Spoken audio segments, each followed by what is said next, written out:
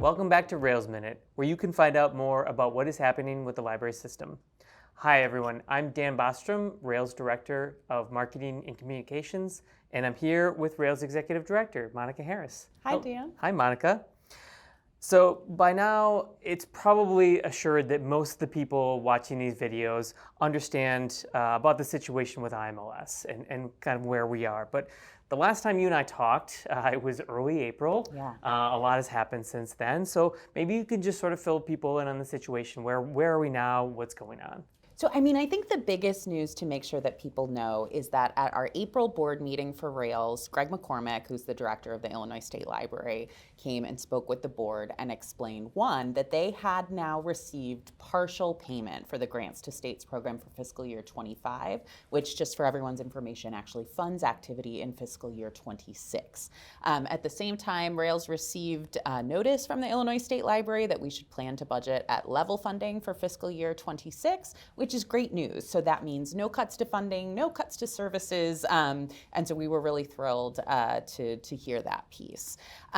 But following that, in April 28th, there was actually a full-page Chicago Tribune article that was posted that really focused on the impacts of delivery and IMLS funding and really brought a lot of awareness to the Chicagoland area about how important interlibrary loan is, exactly what it does, and how it's funded. And there were so many great voices from member libraries and from patrons of those member libraries really talking about how that service impacts them. So that was a great thing to see, and we were really thrilled that just the word was getting out about how important these services really are. Following that, on May 1st, a federal judge temporarily blocked the Trump administration from further dismantling IMLS in regards to a lawsuit that was filed by the American Library Association. We're still waiting for the final ruling on that case, but that did come on May 1st, And then on May 2nd, President Trump released an outline of the fiscal year 26 budget, which calls for the elimination of IMLS along with some other federal agencies. It is very important for everybody to understand that while this budget is a recommendation, it's ultimately up to Congress to decide what the funding levels for the federal government are. So we're watching that with some interest.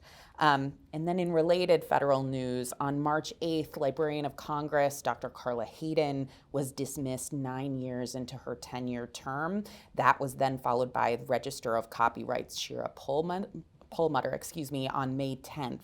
As a result of Dr. Hayden's firing, Hayden's deputy, Robert Newlin, was by law automatically elevated to the role of acting librarian. President Trump then appointed Todd Blanche and Paul Perkins to replace Hayden and Perlmutter, but there is a question of whether or not the executive branch has the authority to actually designate a new acting librarian of Congress, and the Senate has indicated that there will be further discussion on that this week. In addition, on May 13th, a separate federal judge has ruled to halt the dismantling of IMLS. That judge ordered that the administration refrain from further action to eliminate IMLS and resume the process of releasing awarded funds. So that's the result of a lawsuit that was filed on April 4th by 21 state attorney generals, including in Illinois, and the court ordered a status report within 7 days. So we'll be watching for more this week on that as well. That's a lot. It is a lot. So, and a lot to, some good, some bad, some, in the middle, sort of. So I guess the situation is we're still waiting. We're still just monitoring the situation. We will keep everyone as informed as we possibly can via this, Rails Minute, via the Rails e-news, whatever other channels we use. I appreciate all of the tracking you have done, Monica, and all of the monitoring, and sort of explaining it to people in the best way that we possibly can, because even we have a hard time keeping track of every single thing that goes on. Absolutely, and I think we're all learning some new things right now, but as you said, it's just really important that we continue to stay engaged. Don't get tired. I know that's part of these things. It goes for so long. We've already been talking about this for 3 months, right? But I think we just have to make sure we're aware of these changes, and that you are too. In slightly lighter news, we have exciting news. We have rebranded the Explore More Illinois program. Can you tell us a little bit about that and what you want to share? Yeah, so Explore More is such a fabulous program. For anybody who might not be familiar, it offers free passes and discounts to over 80 attractions across Illinois. There are museums, performances, sporting events, park districts, and a lot more. So the new rebrand provides a new logo, it has new colors, there's new marketing materials, and it really reflects kind of the curiosity and convenience of Explore More Illinois. We were really excited that this new rebrand was done in partnership with our partners at Chicago Public Library and the Illinois Heartland Library System. So everyone was able to contribute to what they wanted to see out of a new rebrand. And all 700 participating libraries have now received posters and bookmarks and a window cling. So if others are interested in joining Explore More Illinois, you can actually attend our virtual Explore More Illinois Q&A session. That's coming up on Tuesday, June 3rd at 1 p.m. And you can drop in and just ask any questions that you might have.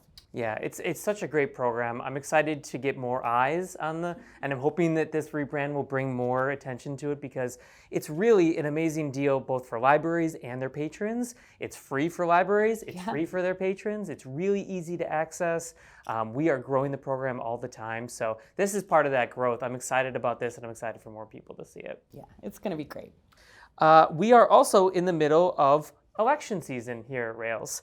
So this year we have 16 total candidates running for different seats on our board. What are some things that you'd like people to know about the elections and the voting process? So we have multiple open seats in this election. So there are 2 at-large seats, 3 public library trustee seats, and 1 special seat as part of this election. So one thing that's new this year is we've actually created a Rails board election guide that was intended just to answer a lot of the common questions that people have about the Rails board election. Things like who in the library should actually cast the vote. Each library gets 1 vote.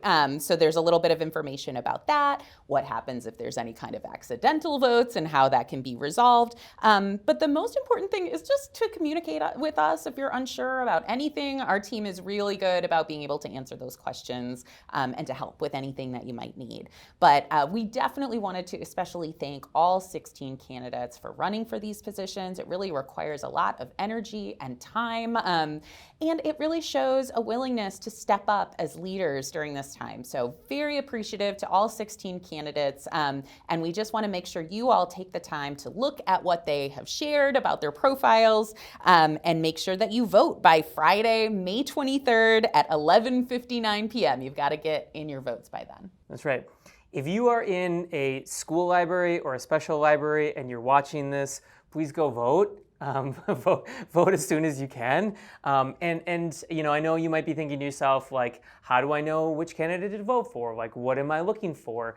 The wonderful thing is we've created candidate videos for every single person that's running for Rails election this year. And I would say that the common thing, if you watch those videos, the common thing is these are people that are huge library supporters and they really want the best for libraries in Illinois and they want to become more engaged, they want to become more involved.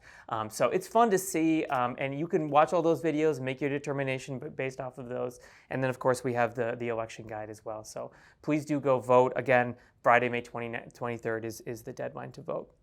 Okay, so this year we've been promoting some important stats about the services that we provide through Rails. It's called the Numbers That Count campaign, and we recently highlighted our grant programs. Can you tell us more about our grant programs? Yeah, so the grants are really meant to speak to the wide variety and diversity that we have in terms of Rails members. People come with Rails libraries with all different kinds of resources and needs, and so the grants are really there to try to help those who may have a really exciting idea about how they want to improve services and just give them a little bit of extra funds in order to make some of those dreams happen. So we've got 3 main grants that we're going to highlight today just to talk a little bit about to make sure that you're aware of them. And the first is our Rails Continuing Education event grants. Those grants are meant to provide additional opportunities for continuing education for library staff, and it's organized by libraries or different networking groups. We gave out $10,185 in 2024. Then we have our My Library Is grants. Those are really related to projects that help to tell the story of the library. So for those who really want to engage their communities in understanding more about what the library does, this is an opportunity to really show some creativity in how to do that.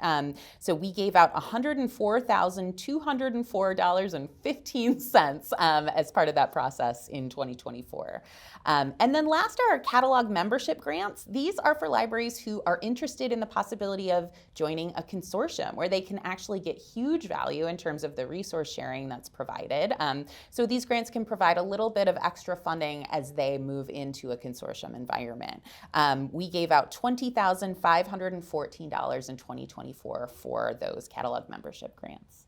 So what I like about these grants is they really address different needs, right? The C event grant is really like, what do you need at this point in your training, right? And it's kind of giving people like, Rails already offers a wide variety of webinars and seminars and things like that, but like you determine the topic. You find the topic and figure out what you want. The My Library Is grants is sort of like, what is going to be a way that we can support you as a library to tell your story. And then the catalog membership grants is just, it's a great program it's a big shift, right? It's a big transition for libraries, but if you want to join a catalog, if resource sharing is your goal, this is how we support that. So they're all three great programs, and I'm glad that we are able to offer them. I mean, one thing that I do want to share is we really make an effort to make these grant processes really easy to understand and to contribute to. So maybe you've never applied for a grant before, ever. This might be a really great one to kind of dip a toe into, because we really just want to hear what your idea is and really get an understanding of that. It's not a complex process. And so we just want to encourage everybody to take a look. Yeah, and if you're looking for help, if you look on the Rails Continuing Education archived page, you will find archived webinars that are about grant writing and how you can improve your grant writing and really figure out how to do that. So. And there are no grant opportunities available until this fall, but this at least gives those of you out there who are thinking about it a little bit of time to really think about your project and what it is you might want to do. That's right, you've got time to prepare. As always, you can submit questions or topic ideas to the Rails Communications team at communications@railslibraries.org. A reminder that Rails Minute is also available as a podcast. Subscribe wherever you listen. Monica, thank you for joining me. Thank you for having me. And thank you for watching.